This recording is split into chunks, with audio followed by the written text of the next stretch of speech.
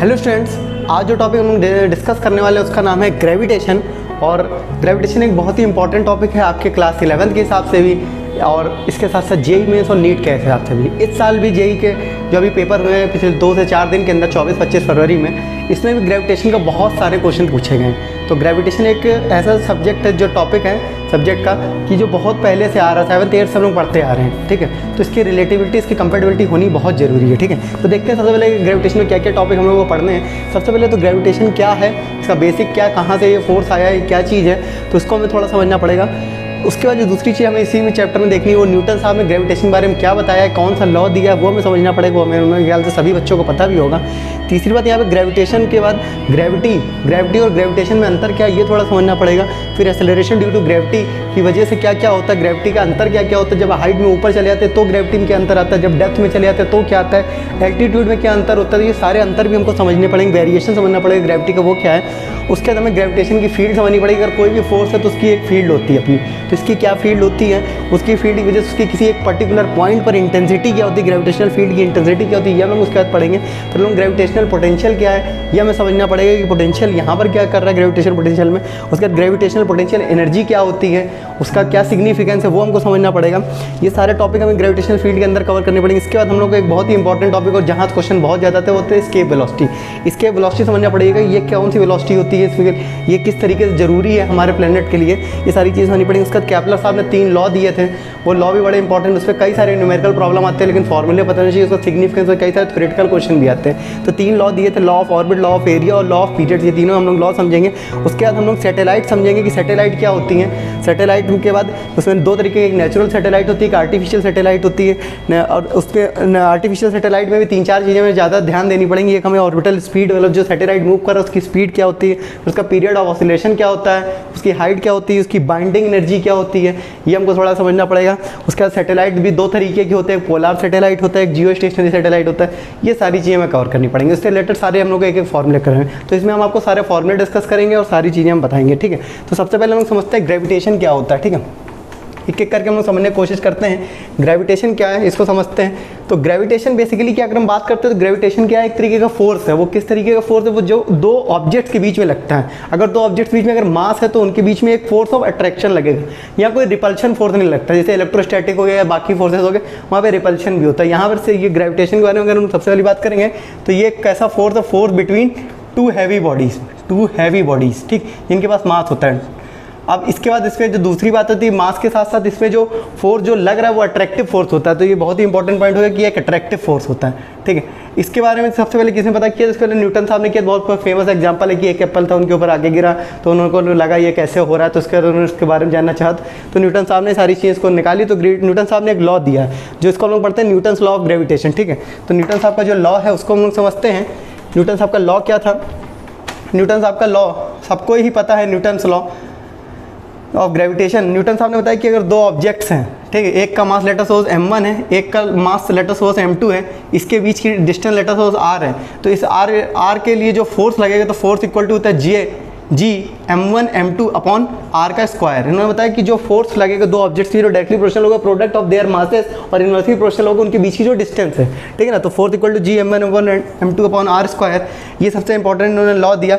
इसी लॉ से ही हमको यहाँ से एक बात आई जो हम लोग सुनते हैं, ग्रेविटी क्या होता है, ये एक पुल होता है जो अर्थ, ग्रेविटेशन किसी भी यूनिवर्स के किसी भी 2 ऑब्जेक्ट्स के बीच में लग सकता है, लेकिन ग्रेविटी जो होती है वो सिर्फ और सिर्फ अर्थ के लिए डिफाइंड है कि अर्थ अगर किसी को अपनी तरफ अट्रैक्ट करता है तो वो ग्रेविटी फोर्स होता है। और अगर मान लीजिए सन ने किसी प्लेनेट को अट्रैक्ट किया तो वो ग्रेविटेशनल फोर्स होता है। ठीक है ना, तो ग्रेविटी को हमें समझना पड़ेगा। तो ग्रेविटी में हम लोगों ने क्या पढ़ा, F इक्वल टू क्या होता है, m इंटू ए होता है, तो g m1 m2 upon r square. और a को ही हम लोग जब चूंकि अर्थ का केस है तो a को हम लोग g से रिप्लेस कर देते हैं, तो यहाँ पे g इज इक्वल टू बेटा क्या आ जाता है, अगर बेसिक डेफिनेशन की बात करें g इज इक्वल टू आ जाता है F/m। और F चूंकि हमको पता है तो g, अगर इसी में से अगर कोई एक मास है तो अगर मान लो m1 मास को अगर m2 अगर अर्थ का मास है, m1 अगर दूसरा मास हो गया, इसको खींच g m1 m2 upon r square upon m1, तो ये कैंसिल हो गया। तो g का फॉर्मूला आता है g m upon r square.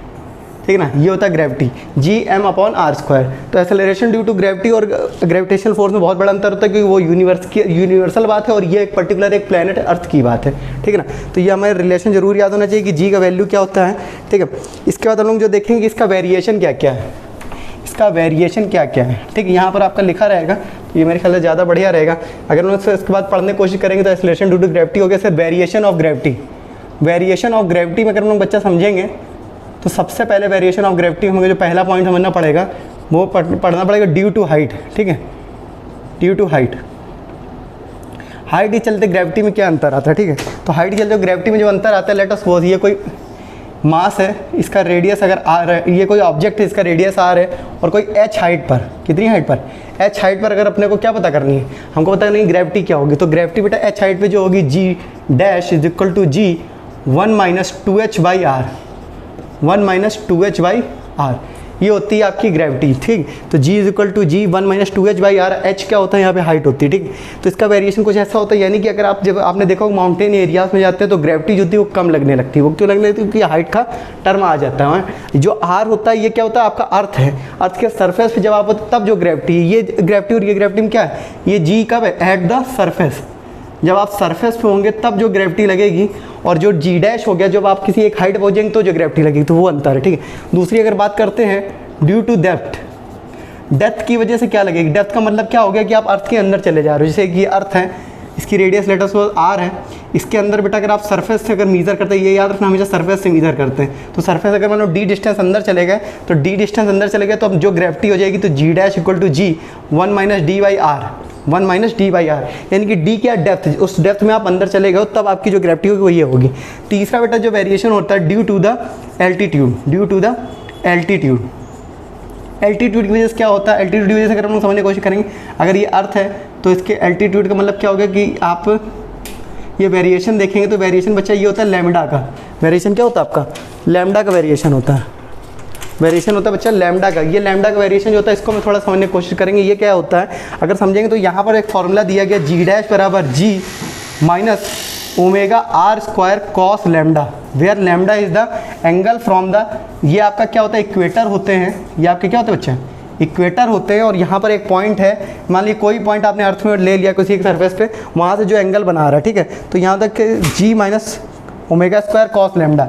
अब ये पोल में एक ये हो गया आपका पोल, ये हो गया इक्वेटर। अब पोल और इक्वेटर में क्या अंतर है, क्या डिफरेंस है, ये थोड़ा समझ लेते हैं। अगर हम पोल पे ग्रेविटी चेक करना चाहेंगे, देखो बेटा एट पोल, पोल पर अगर हम ग्रेविटी चेक करना चाहेंगे तो ये लैम्डा की वैल्यू क्या हो जाएगी, लैम्डा इज इक्वल टू हो जाएगा 90। लैम्डा अगर 90 हो गया तो यहाँ पर बेटा 90 रख देंगे तो जी डैश बराबर जी ये आ जाएगा पोल पर, ठीक है ना। तो जी हो जाएगा पोल पर, पोल पे जो ग्रेविटी होती है वो बिल्कुल एग्जैक्ट होती है जो आपकी किसी और जगह पर होगी, ठीक है। लेकिन अगर हम लोग बात करते हैं कहाँ पर, एट इक्वेटर, कहाँ एट इक्वेटर, तो इक्वेटर पर अगर हम लोग बात करेंगे तो ये लैम्डा की वैल्यू जो हो जाएगी वो हो जाएगी 0, लैम्डा बराबर हो जाएगा 0, ये क्योंकि ये इक्वेटर पे ये वैल्यू क्या हो जाएगी 0, तो 0 हो जाएगी तो जी डैश बराबर बेटा हो जाता है जी माइनस ओमेगा स्क्वायर, ठीक है। ये कहाँ पर बात आ रही है, ये इक्वेटर पे आ रही है। तो ये याद रखना, कई बार ऐसा होता है G equator is equal to G pole minus omega R square, ऐसा कर कभी इक्वेटर और पोल का कुछ दे देगा और वहाँ पे क्वेश्चन आपका पूछ लेगा, ठीक है ना। तो जी इक्वेटर इक्वल टू जी पोल और ये हो जाएगा माइनस ओमेगा आर स्क्वायर, ठीक है। तो एक्सेलरेशन ड्यू टू ग्रेविटी में अगर इक्वेटर और का भी वेरिएशन देख लिया हम लोगों ने, अब हमको इसके बाद जो पढ़ना है वो मैं क्या पढ़ना है, ग्रेविटेशनल फील्ड क्या होती है, ग्रेविटेशनल फील्ड क्या होती है। चलिए इसको ग्रेविटेशनल फील्ड को समझते हैं हम लोग। अगर आपको ये पार्टीशन नहीं समझ में अगर आपको लगता है ये पार्टीशन वाला पोर्शन ज़्यादा अच्छा है या फिर इसको मिटा के केवल एक साथ बता दिया अगर, तो मुझे कमेंट सेक्शन में बता दीजिएगा, ठीक है। तो अगर हम ग्रेविटेशनल फील्ड की बात करते हैं तो अगर कोई भी दुनिया में फील्ड होती है तो फील्ड का मतलब क्या, अगर कोई ऑब्जेक्ट है उसका कोई अपना फोर्स है तो फोर्स का क्या होगा, इम्पैक्ट होगा उसके एक रीजन में। जैसे कि अगर मान लिया जाए कि जैसे सचिन तेंदुलकर साहब को नॉर्थ में बहुत मानते हैं लेकिन साउथ के या फिर बंगाल के लोगों को उतना नहीं क्रिकेट में इंटरेस्ट है, वहाँ के लोग ज़्यादा क्रिकेट में, तो हर चीज़ का एक इम्पैक्ट होता है एक पर्टिकुलर रीजन में। तो अगर ग्रेविटेशनल फील्ड है तो अगर कोई एक ऑब्जेक्ट रखा एम नाम का एक एम मास का एक ऑब्जेक्ट रखा तो उसके चारों तरफ उसका एक असर होगा। जैसे कि सन के होने से आसपास सारे प्लैनेट बंधे हुए हैं, अगर सन ना हो तो अपना पूरा यूनिवर्स गायब हो जाएगा, ठीक है। तो ये हमको अगर समझना होगा कि यहाँ पर ये ग्रेविटेशनल फील्ड मतलब क्या होता है कि इसके जो फोर्स ऑफ अट्रैक्शन का जो रीज़न है जहाँ पर ये अट्रैक्ट कर सकता है, ठीक ना, वो रीज़न को हम लोग बोलते हैं gravitational field. What is gravitational field? It is the reason in which we experience a force by an object which have the mass m। ठीक, अब लोग बात करते हैं gravitational field at intensity. Gravitational field intensity क्या होता है कि किसी भी, अगर हम लोग देखो अगर कहीं पर देखना कि इसका अगर मास है, मतलब इसका m मास है, कैपिटल M मास है, ठीक, इसका क्या इम्पैक्ट है, तो इसके लिए हम क्या करते हैं, एक बहुत ही छोटा यूनिट मास भेजते हैं, यूनिट मास का एक ऑब्जेक्ट भेजते हैं और उसमें देखते हैं उस पर कितना फोर्स लग रहा है। वही होता है उस पर्टिकुलर पॉइंट पर इंटेंसिटी क्या होगी, intensity at a point. Gravitational field intensity क्या होता है, gravitational field intensity at a point जो होता है, चलिए उसको देखते हैं, ग्रेविटेशनल फील्ड इंटेंसिटी।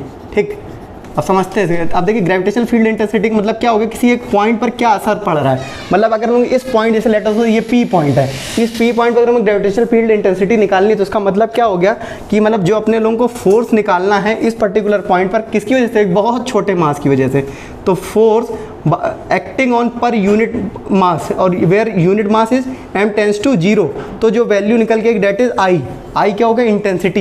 इंटेंसिटी कहाँ पर, इस पर्टिकुलर P पॉइंट पर। तो मतलब उस P पॉइंट पर जो अपने लोगों को फोर्स निकालना कैसे, बहुत ही छोटे मास, यानी कि m छोटे से मास के लिए जो फोर्स उस पर लग रहा होगा वही होता है उस पर्टिकुलर पॉइंट पे इंटेंसिटी। ठीक, अब लोग बात करते हैं ग्रेविटेशनल इंटेंसिटी के बाद इसका इंटेंसिटी से रिलेटेड ही 2-3 और इम्पॉर्टेंट चीज़ें हैं, वो क्या हैं उसको समझ लेते हैं। अगर हम लोग यहाँ पर एक कुछ शेप्स आ जाते हैं, सबसे पहले सॉलिड स्टेट, सॉलिड स्फीयर होता है, तो सॉलिड स्फीयर के लिए ग्रेविटेशनल फील्ड इंटेंसिटी का क्या होती है, फिर स्फेरिकल शेल के लिए क्या होती है, 2 पे क्वेश्चन बहुत सारे आते हैं। ठीक है, तो सबसे पहले हम लोग सॉलिड स्फेरिकल शेल को समझ लेते हैं, सॉलिड स्फीयर को समझ लेते हैं, फिर स्फेरिकल शेल को समझ लेंगे। ठीक है बच्चा, तो सबसे पहले सॉलिड स्फीयर को बच्चा समझना होगा। तो सॉलिड स्फीयर मतलब क्या, ये रहा सॉलिड स्फीयर, मतलब ये पूरी तरीके से फिल्ड होगा, ये रहा सॉलिड स्फीयर। ठीक, तो इसमें बेटा एक तो ये होगा कि एक तो इसके अंदर क्या इम्पैक्ट होगा, एक इसके बाहर क्या होगा। यानी कि अगर इसकी ये रेडियस है r is equal to capital R, ठीक, और हम लोगों ने क्या कर लिया, एक हम लोगों ने वेरिएबल कोई पॉइंट लिया, एक वेरिएबल ये P पॉइंट ले लिया बच्चा, ये स्मॉल r रेडियस का, एक बार इनसाइड ले लिया, एक बार बच्चा हम लोगों ने आउटसाइड स्मॉल r का ले लिया, r इज़ द वेरिएबल। ठीक है ना बच्चा, एक बार इनसाइड, एक बार आउटसाइड, एक बार कह सकते हैं on the surface. On the surface बात करेंगे तो r बराबर बेटा r हो जाएगा। ठीक है, तो 3 केस बनेंगे इसके। ठीक, एक क्या होगा, r is less than r, एक r is equal to r, और एक हो जाएगा r is greater than r। ठीक, ये 3 तरीके के केस बनते हैं। अगर लेस देन r की अगर हम लोग बात बेटा करते हैं तो इसको कैसे देखेंगे, अगर लेस देन r की होता है तो बेटा यहाँ पे जो वैल्यू आती है आपकी i की, तो i is equal to less than r के लिए होती है gm अपॉन r क्यूब, ये याद रखिएगा, gm upon r cube into r। इसको हम याद करने का बहुत ही अच्छा भी ग्राफ बता देंगे जहाँ से आपको सारी चीज़ें क्लियर हो जाएंगी। अगर हम यहाँ पे बात करते हैं तो ये आ जाता है gm अपॉन r स्क्वायर, और यहाँ पे बेटा जो होता है वो होता है gm अपॉन r स्क्वायर। ठीक है, इसका अगर बच्चा लोग हम लोग ग्राफ बनाते हैं तो बहुत ही बेहतरीन और सिंपल ग्राफ बन जाता है। वो ग्राफ क्या बन जाता है, अगर ये मान लो ये अपना स्फेयर हो गया, ठीक, इसकी रेडियस ये r is equal to r है, अंदर बच्चा इसका वेरिएशन जो होता है वो लीनियर होता है। आप देखेंगे कि i is directly proportional to r के, डायरेक्टली प्रोपोर्शनल किसके, r के, छोटे वाले r के। अगर बाहर की बच्चा बात करते हैं तो 1 अपॉन r स्क्वायर की होती है, यानी कि अंदर जो बेटा वेरिएशन होगा वो डायरेक्टली प्रोपोर्शनल टू r के होगा। अगर इसके बाहर की बात करेंगे तो यहाँ पर क्या होगा, यहाँ पर अपना वेरिएशन कुछ ऐसा सा होगा। ठीक है, तो ये इन्वर्सली प्रोपोर्शनल किसके होता है, 1 अपॉन r स्क्वायर की। और इसके सरफेस की अगर बात करेंगे तो सरफेस पे आ जाती है value gm upon r square. ठीक ना, ये आपकी होगी रेडियस वर्सेस ग्रेविटेशनल फोर्स। ठीक ना, इंटेंसिटी वर्सेस r का ग्राफ जो होता है सॉलिड स्फीयर के लिए 3 तरीके के केस होते हैं। ये तीनों ही केस हमें समझ में आ रहे होंगे आई थिंक। ठीक है, ये तीनों ही केस समझ में आ रहे होंगे। अब इसके बाद एक स्फेरिकल शेल का केस होता है। स्फेरिकल शेल में बच्चा क्या होता है,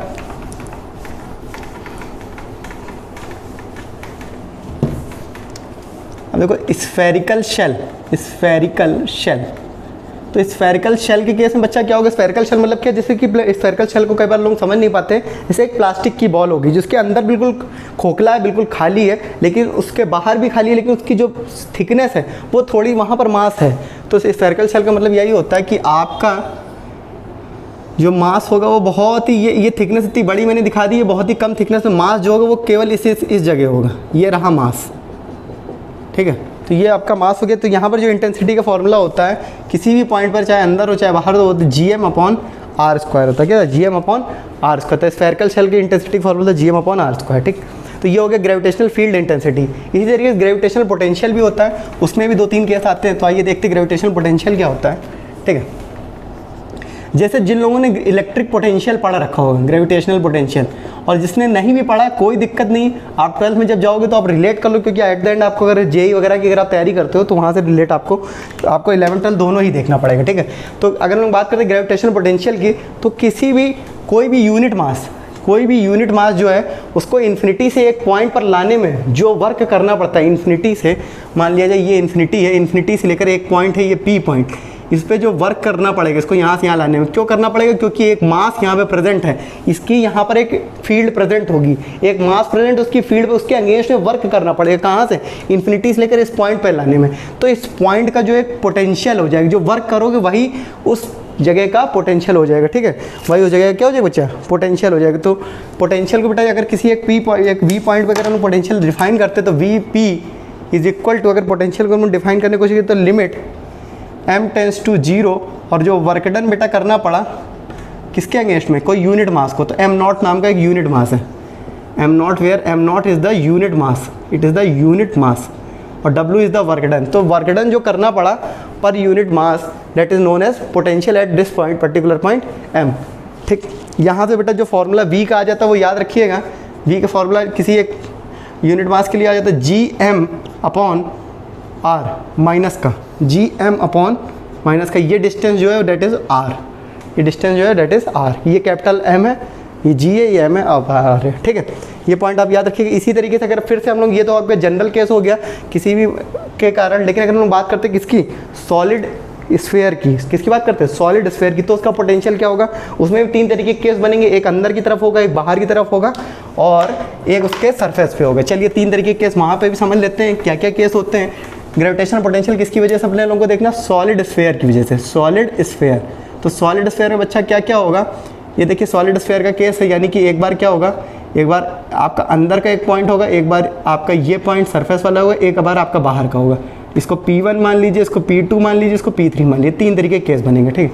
तो when R is less than R, ठीक बच्चा, एक बार होगा R is equal to R, when R is greater than R, 3 तरीके के केस आपके बनने वाले हैं। तो R जब लेस देन R होता है तो वो कठिन होता है, R is greater than R से हम लोग शुरू करते हैं, बहुत ही आसान होगा।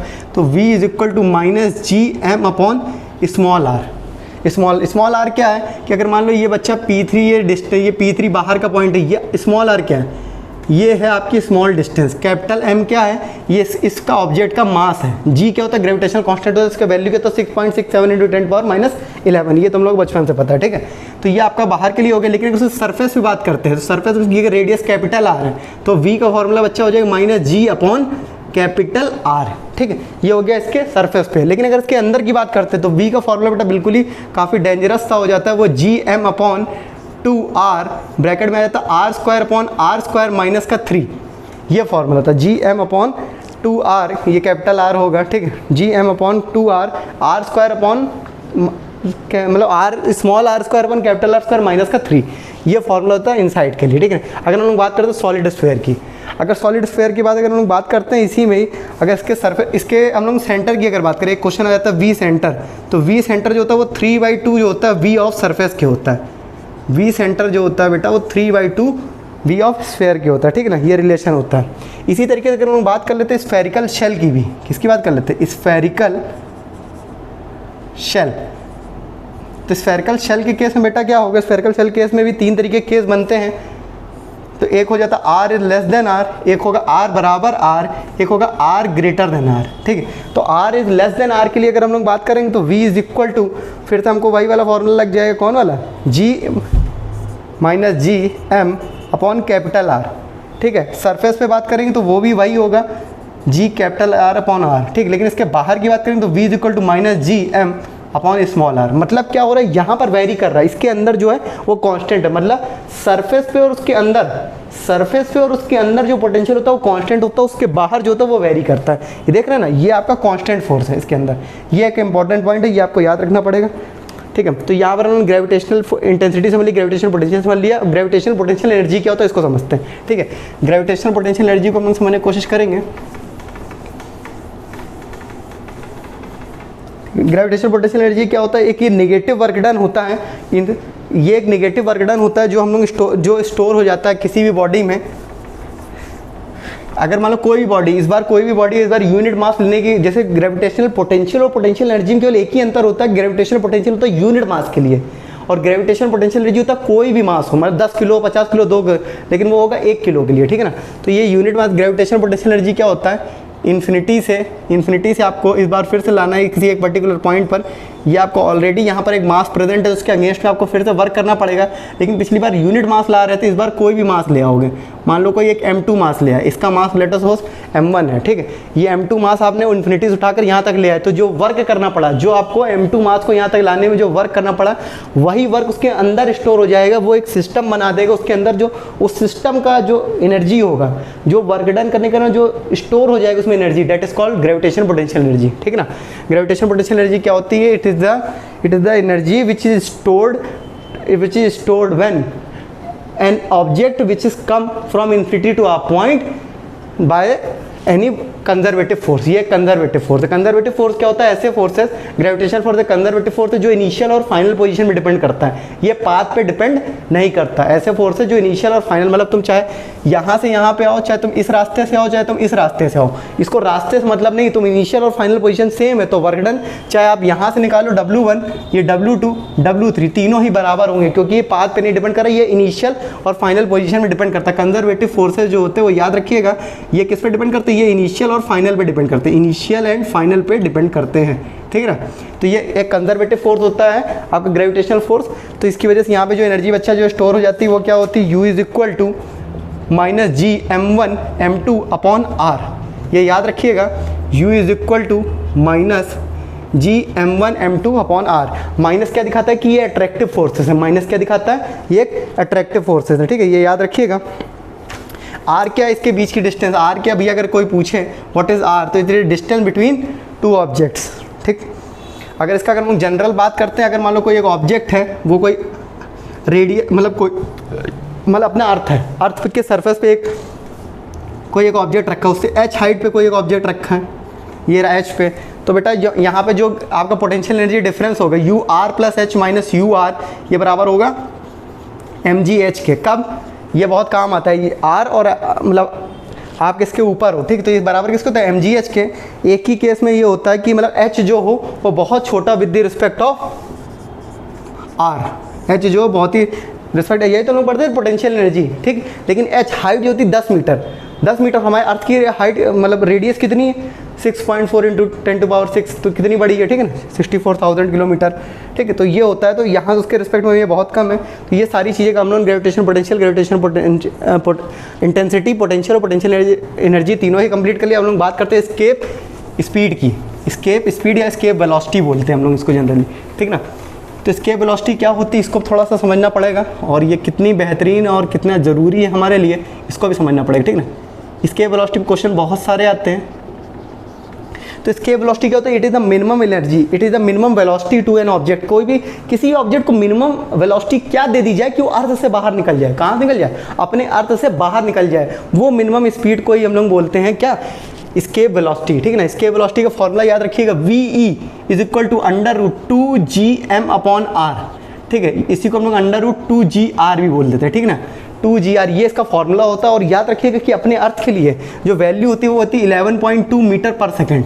ये अपने अर्थ के लिए जो स्केप वेलोसिटी हो ये है, मतलब कोई भी अगर ऑब्जेक्ट है, जैसे कि हम लोगों को बहुत सारे सैटेलाइट बाहर भेजने पड़ते हैं, हम लोग देखते हैं अभी नासा ने 104 सैटेलाइट भेजे थे, ठीक है। तो ये कैसे हो पाता है कि मतलब किसी को भेजना। अच्छा, एक चीज़ में यहाँ बहुत अच्छी इंपॉर्टेंट भी है कि कई बार क्वेश्चन ऐसे करके आपको दे देगा और आप ये सोचोगे कि जो स्केप वेलोसिटी किस पे डिपेंड करती है, वो मास पे डिपेंड करती है, शेप पे डिपेंड करती है।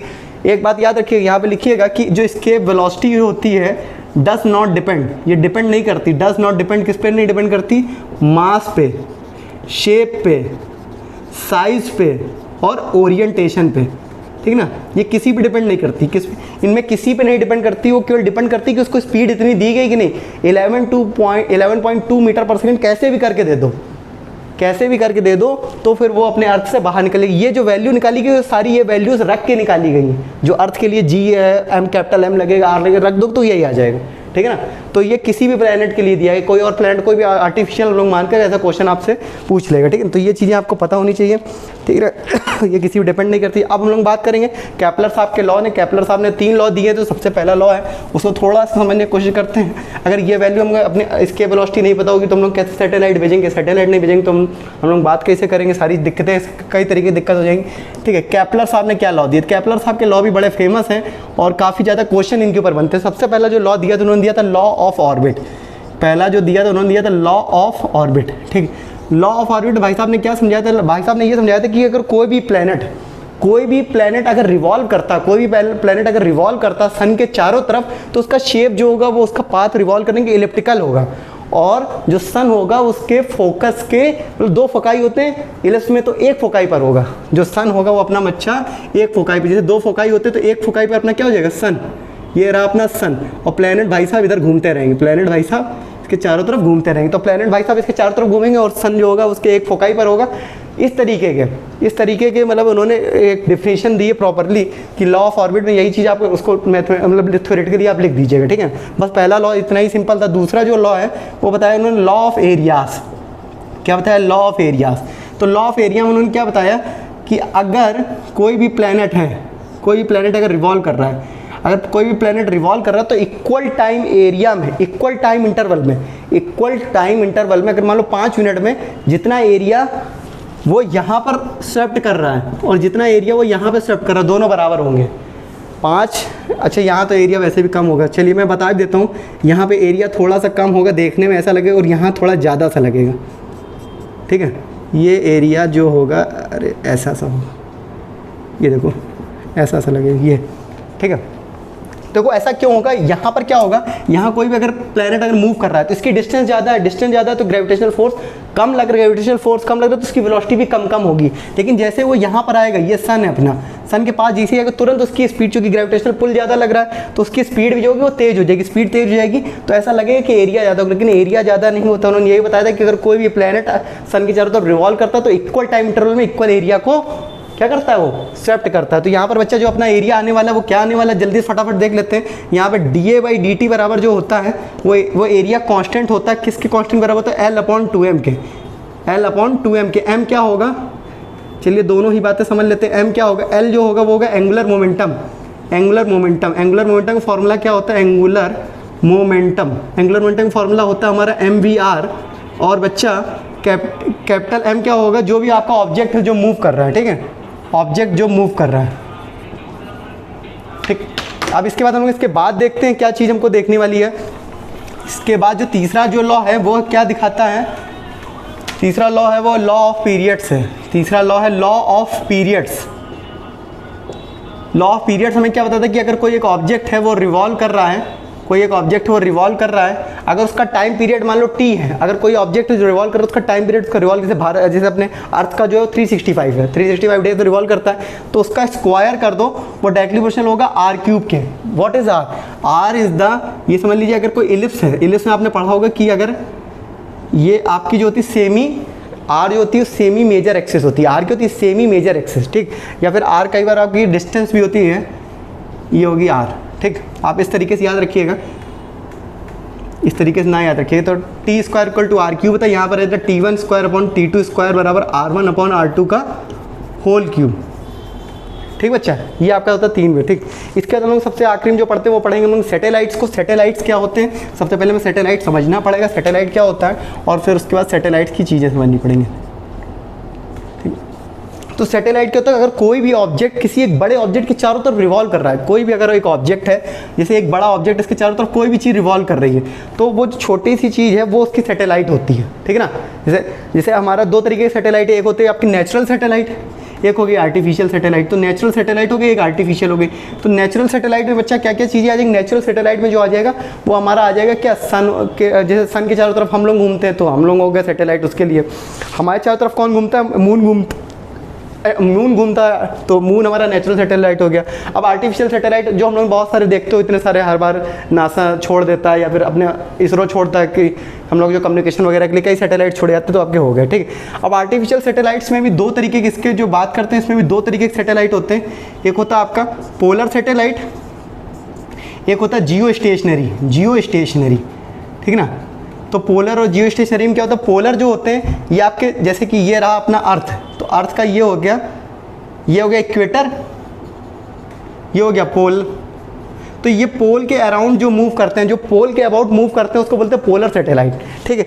जो इक्वेटर के अबाउट जो मूव करते हैं उसको बोलते हैं जियो स्टेशनरी सैटेलाइट। जियो स्टेशनरी सैटेलाइट की जो रोटेशन होता है वो अपने अर्थ के साथ साथ, जैसे अर्थ घूम रहा है उसी के साथ साथ वो उसी स्पीड से वो घूमता है। तो जैसे कि अर्थ अपने एक्सेस के अबाउट कितने देर में रोटेशन कंप्लीट कर लेता है, 24 घंटे में। तो इसका जो टाइम पीरियड होता है वो 24 आवर का होता है, ठीक है। और जो हमारा पोलर सैटेलाइट होता है ये क्या होता है, ये आपका ये पोल के अबाउट मूव कर रहा होता है, ठीक ना। इसका जो इक्वेटर से एंगल होता है वो 90 डिग्री होता है, ठीक है। इक्वेटर से जो एंगल होगा वो आपका 90 डिग्री होगा। अब ऐसे इसका काम क्या क्या होते हैं वो देखो, इसमें ज़्यादा कुछ नहीं पूछेगा। एक तो ये बोलेगा कि इसके ये किस एक्सेस के अबाउट मूव करते हैं वो आपको बताना होगा, ठीक है। इसका इस्तेमाल कहाँ कहाँ होता है। अब ये जो होता है ये शॉर्ट टर्म के लिए होते हैं। ये किसके लिए होते हैं, शॉर्ट टर्म के लिए। और ये जो होते हैं ये लॉन्ग टर्म के लिए होते हैं, लॉन्ग टर्म के गोल होते हैं, ठीक है।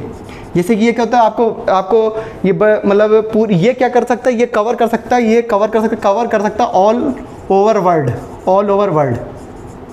ये पूरे वर्ल्ड को कवर कर लेता है, ये पूरे वर्ल्ड को कवर करता है। ये पूरे वर्ल्ड को नहीं कवर कर पाता, ये स्पेसिफिक एक रीजन में ही कवर रहता है, ठीक है। तो ये पूरे वर्ल्ड को कवर करता है, ये एक पर्टिकुलर रीजन में ही होता है। इसका इस्तेमाल जो होता है स्पाई से, ये क्या होता है कि बहुत ही पास होते हैं, मतलब अर्थ के बहुत पास होते हैं, तो इसका काम स्पाई करने में होता है, या फिर वेदर फॉरकास्टिंग में होता है, ठीक है। और इसके अलावा इसका जो होता है ये कम्युनिकेशन वगैरह के लिए होता है, ठीक। अब इसका क्या होता है, ये आपके मोबाइल टावर्स वगैरह में हो गए, या फिर कोई छोटे छोटे काम कई सारे जैसे होते हैं, वो रेडियो सिग्नल्स वगैरह उन सब के लिए हाई फ्रीक्वेंसी वाले नहीं होते, लो फ्रीक्वेंसी वाले होते, तो उनके लिए इनका काम होता है, ठीक है। ये आपके दोनों हो गए, जियो स्टेशनरी हो गया और ये हो गया। यहाँ पर आपके जो क्वेश्चन आएंगे थ्योरेटिकल कम आएंगे। यहाँ पर सबसे पहले आपसे जो पूछा जाएगा वो कुछ इससे रिलेटेड टर्म्स पूछेंगे, जैसे कि आपसे पूछा जाएगा इसमें ऑर्बिटल वेलोसिटी बताइए, ऑर्बिटल वेलोसिटी, ऑर्बिटल स्पीड या ऑर्बिटल वेलोसिटी पूछा जाएगा, जिससे वहाँ पे स्केप वेलोसिटी होता है, एक ऑर्बिटल वेलोसिटी। तो ऑर्बिटल वेलोसिटी का फॉर्मूला आपको याद होना चाहिए। इसको दिखाते किससे बेटा, वी नॉट से दिखाते हैं। इसका फॉर्मूला जो होता है Gm/r होता है, इसको हम लोग कुछ √G/r लिख देते हैं। पहली चीज़ में ये पूछ लेगा, दूसरी चीज़ में पीरियड ऑफ ऑसिलेशन पूछ लेगा, यानी कि टाइम पूछ लेगा, पीरियड ऑफ ऑसिलेशन बच्चा अपने लोगों को मालूम है T = क्या होता है, डिस्टेंस अपॉन टाइम। तो 2πr/V0, V0 को अपने लोग रख देंगे, ठीक है ना। V0 की जो वैल्यू होगी वो हमें ऊपर से पता, हम लोग यहाँ पर रख देंगे, तो यहाँ से वो निकल आएगा। तीसरी चीज़ बेटा जो इसमें पूछ लेगा वो आपसे पूछ लेगा हाइट के बारे में, कि हाइट बताइए, हाइट ऑफ सैटेलाइट, ये पूछ लेता है कई बार, हाइट ऑफ सैटेलाइट, ठीक है। तो हाइट ऑफ सैटेलाइट बेटा ये आपको याद होनी चाहिए कि हाइट ऑफ सैटेलाइट का क्या होता है कॉन्सेप्ट, वो आपको h = r-r का होता है, ठीक है, r-r का होता है। जो आपका कैपिटल R होगा वो आपका जो होगा वो यहाँ से आप निकाल लेंगे, कैपिटल R जो होगा वो यहाँ से निकाल के इसके टर्म में, इसमें बेटा याद नहीं करना है इसको, आपको एक ही फॉर्मूला केवल V0 का याद रखना, नहीं तो फॉर्मूले बहुत बड़े बड़े होते हैं, मैं लिख दे रहा हूँ, अगर आपको याद करने का मन हो तो आप लिख लीजिएगा। तो R = यहाँ पे आएगा G/r अपॉन 4π² r। इसको याद करने की बिल्कुल ज़रूरत नहीं है, ये जो r की वैल्यू है यहाँ से निकाली गई है, ठीक है। ये वैल्यू आपको उठा के यहाँ रख देनी है और यहाँ से सब निकल आएगा, ठीक। ये चीज़ यहाँ से हो गई। इसके बाद हम लोग जो सबसे ज़्यादा क्वेश्चन से पूछे थे वो पूछे थे एनर्जी ऑफ सैटेलाइट के ऊपर। किसके ऊपर पूछे जाते हैं, energy of satellite.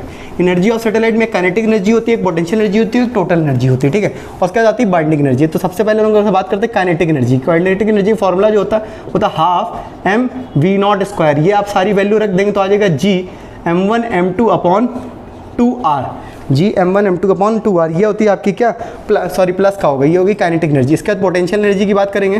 Potential energy को U से दिखाते हैं, तो U का फॉर्मूला होता है G माइनस यहाँ पर Gm1m2/r, Gm1m2/r। ये होगी आपकी हो गई पोटेंशियल एनर्जी। उसके बाद टोटल एनर्जी जो होती है वो माइनस टाइम्स K की होती है। क्या होती है, माइनस टाइम्स K की होती है, यानी कि जो आया Gm1m2/2r, ठीक। ये हो गई टोटल एनर्जी। उसका जो चौथी चीज़ में पूछी जाती है वो पूछी थी बाइंडिंग एनर्जी। सबसे पहले बाइंडिंग एनर्जी अपने लोगों को पता होनी चाहिए। बाइंडिंग एनर्जी क्या होती है, ये एक मिनिमम एनर्जी होती है जो किसी भी सैटेलाइट को दे दिया है तो अपनी ऑर्बिट को छोड़ दे। कौन बाइंडिंग एनर्जी क्या होती है, minimum energy which is given to a satellite to remove from its orbit, अपनी ऑर्बिट से वो निकल जाए। तो बेटा जितनी इसकी टोटल एनर्जी है अगर वही दे दिया जाए प्लस टाइम में, जितनी इसकी टोटल एनर्जी अगर वही प्लस टाइम में जितनी अगर ये है, यही इसको प्लस में दे दिया है तो ये अपने पास से निकल जाएगी। तो बेटा बाइंडिंग एनर्जी फॉर्मूला कुछ नहीं होता, जो टोटल एनर्जी होता है बस प्लस लग जाता है, यहाँ माइनस होता है Gm1m2/2r, ये होती है बाइंडिंग एनर्जी, ठीक है। ये सारी चीज़ें होती है। इसके बाद एक चौथा होता है इसका, अगर लीनियर मोमेंटम आपको पूछ लिया जाए कि आप इसका लीनियर मोमेंटम बताइए, तो mV0 × r होता है। इसका अगर डायरेक्ट फॉर्मूला याद रखेंगे तो m² G M m² g capital M into R, ये आपका तीसरा हो जाएगा। ठीक है, ये सारी चीज़ें बस इतने ही फॉर्मूले हैं जो आपको एक प्रॉपर्ली रिवाइज करने, इसके अलावा आपको एनसीईआरटी क्वेश्चन लगाने।